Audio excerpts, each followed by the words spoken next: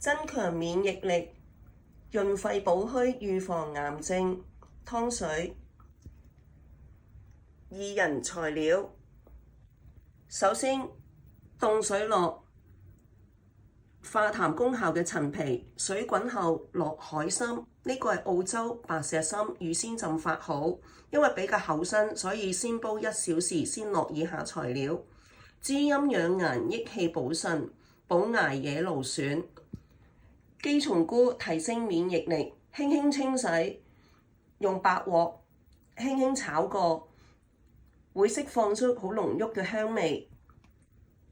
無花果潤腸通便，瑤柱滋陰補腎，南杏潤肺補虛，百合清熱潤肺，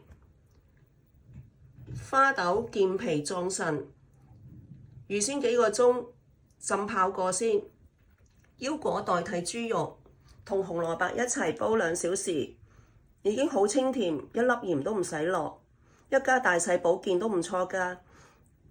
再溫馨提示，人人體質不同，請諮詢你嘅註冊中醫師是否適合。祝大家健康平安，多謝收看。